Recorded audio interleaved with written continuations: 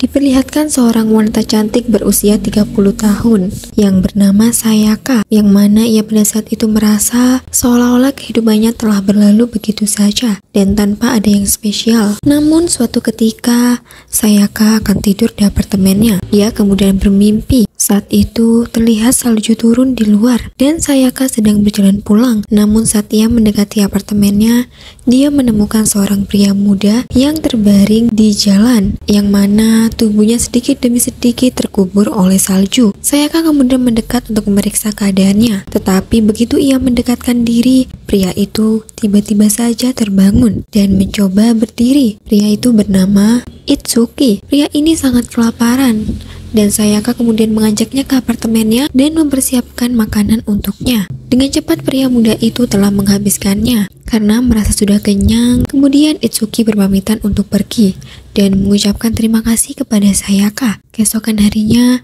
saat terbangun dari tidurnya, Sayaka mencium aroma makanan. Dalam pikirannya, ia masih mengira bahwa ia masih bermimpi. Namun, begitu dia membuka matanya, tiba-tiba saja ada seseorang di rumahnya.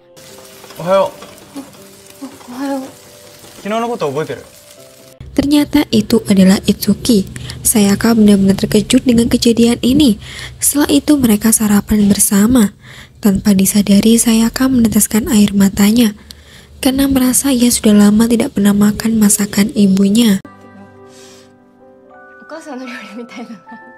Makanan yang biasa itu terlihat sangat istimewa dan membuatnya seperti makan masakan ibunya.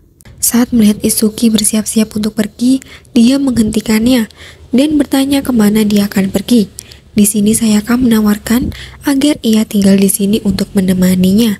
Setelah itu, Itsuki berkebun di taman Sayaka.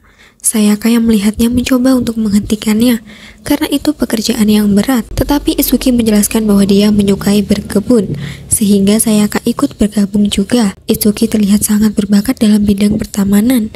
Setelah itu, Itsuki mengungkapkan keinginannya jika dia ingin tinggal di sini selama setengah tahun. Sayaka terkejut karena setengah tahun tidak seperti waktu yang sangat lama. Namun ia juga tidak bisa menolak tawaran dari Itsuki. Pada malam harinya, Sayaka mengecek kalender dan melihat bahwa ulang tahunnya tepat setengah tahun lagi. Sayaka juga berbohong tentang usianya saat itu karena ia merasa sudah sangat tua. Hari-hari Sayaka dilalui dengan sukacita dengan kehidupan yang berbeda ini.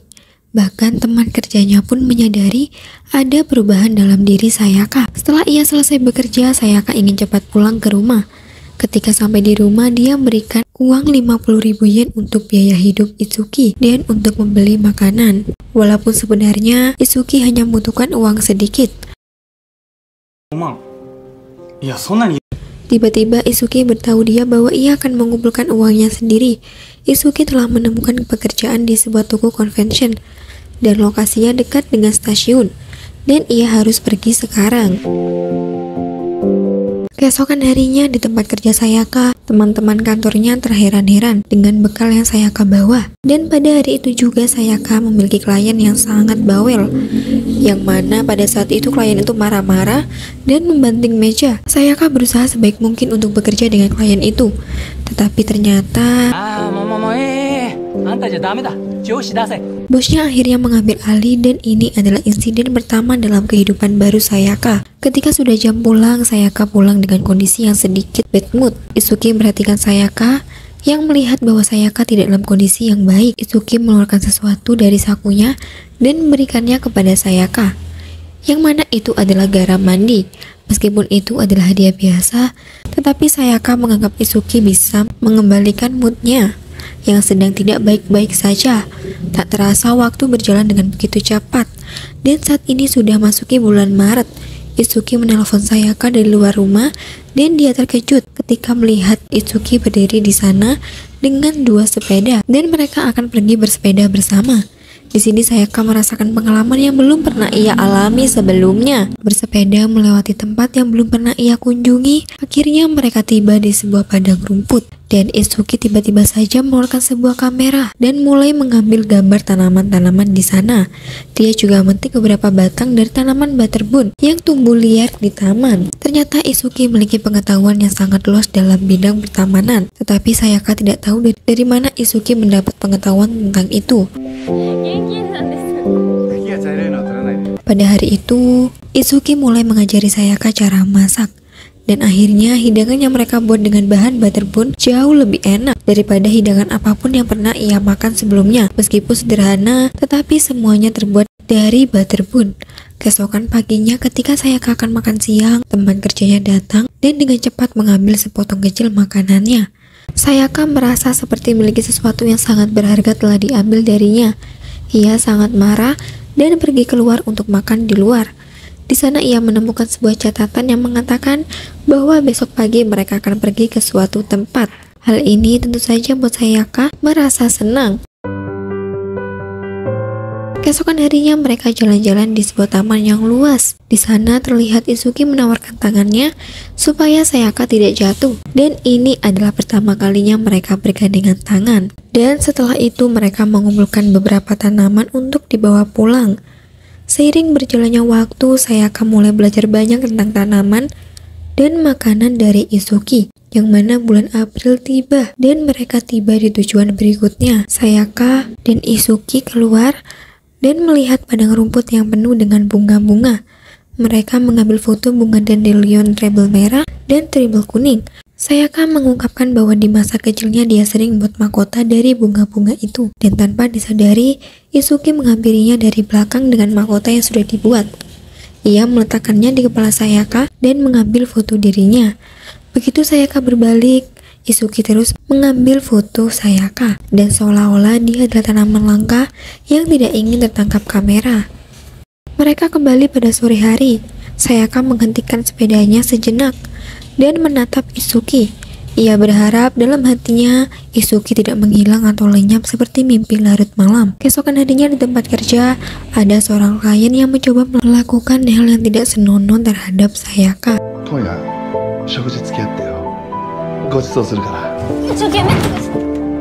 Dan ketika ia kembali ke kantor, bosnya masuk ke ruangan dengan nada yang tinggi dan sedikit marah. Bosnya menyebutnya bahwa klien itu mengeluhkan komunikasi Sayaka yang buruk dan tidak sopan.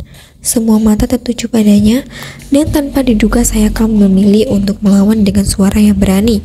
Ia menegur bosnya karena klien tersebut tidak sopan. Setelah menghadapi situasi ini, Sayaka kemudian pulang dengan perasaan yang dicampur aduk. Keesokan harinya, Sayaka dan Isuki terlihat sedang berada di suatu sungai. Mereka menemukan sebuah tanaman dan kali ini Sayaka melihat sesuatu yang menarik perhatiannya. Tanpa ragu mereka berlari menuju objek itu. Namun sayangnya, ia pun tergelincir. Isuki kemudian memberikan sapu tangan untuk mengelap air di kaki Sayaka. Sayaka terkejut bahwa Isuki memiliki sapu tangan. Isuki bertahunya bahwa itu adalah hadiah dari teman kerjanya. Sayaka mulai overthinking bahwa sapu tangan itu mungkin dari seorang gadis.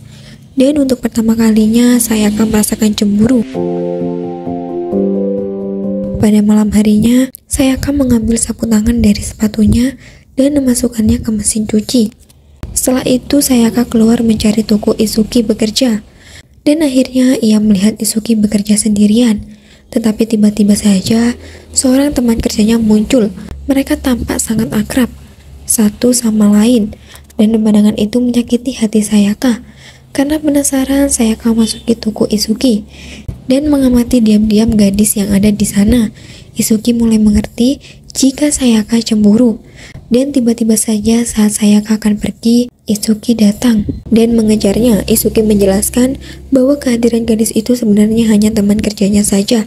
Namun ketika Sayaka akan kembali pulang, ia merasa bingung dengan perasaannya terhadap Isuki. Keesokan harinya, sambil makan siang, teman kerja Sayaka bertanya apakah dia ingin pergi minggu bersama setelah bekerja.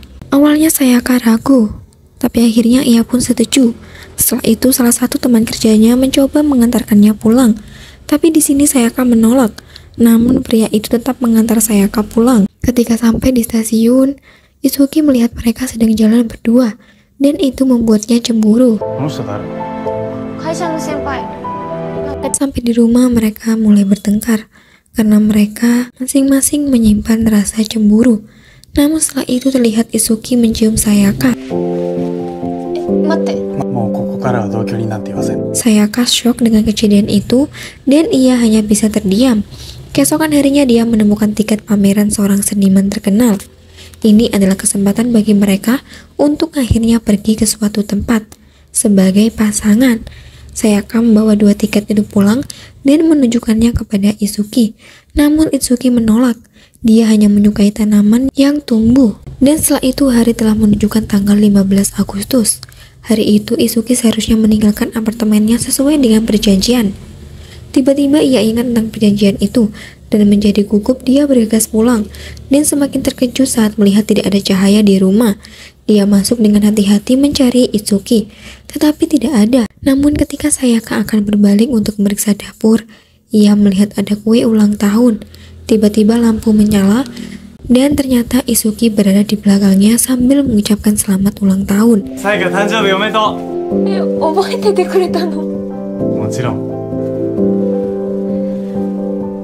Ketika pulang kerja, Sayaka masuk dapur dengan melihat ada sebuah amplop bertuliskan terima kasih.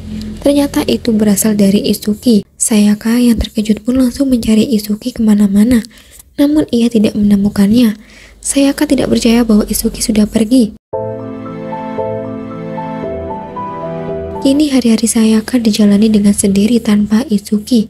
Sayaka menyadari bahwa semuanya memang telah kembali normal seperti dulu, tapi tidak dengan perasaannya. Setelah menghabiskan waktu bersama Isuki, ia sudah tahu bagaimana rasanya bahagia, dan kini ia harus belajar lagi membuat hidupnya bahagia sendiri tanpa Isuki. Bahkan ketika ada seorang laki-laki yang ingin berkencan dengan Sayaka, ia masih saja kepikiran Isuki. Hari-hari berikutnya Sayaka mulai terbiasa tanpa si Isuki. Ia juga mulai mencoba beberapa hal baru yang dulu pernah mereka lewati bersama, namun suatu ketika ada paket untuknya. Dia kaget saat mengetahui paket itu dari Isuki.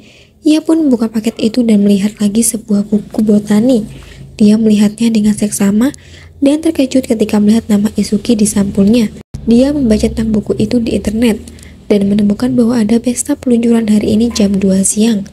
Sayangnya ia hanya memiliki setengah jam, jadi dia pun bersiap dengan cepat dan berlari keluar.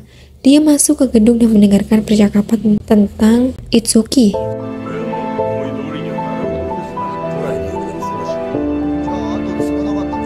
Dan sepertinya Itsuki adalah putra seorang seniman yang terkenal. Kemudian dia masuk ke aula dan di antara kerumunan orang dia melihat Itsuki yang berpakaian rapi sedang berbicara dengan beberapa orang. Dia melangkah maju tetapi terhenti saat seorang gadis mendekatinya. Setelah itu Sayaka pergi meninggalkan itu dengan kecewa.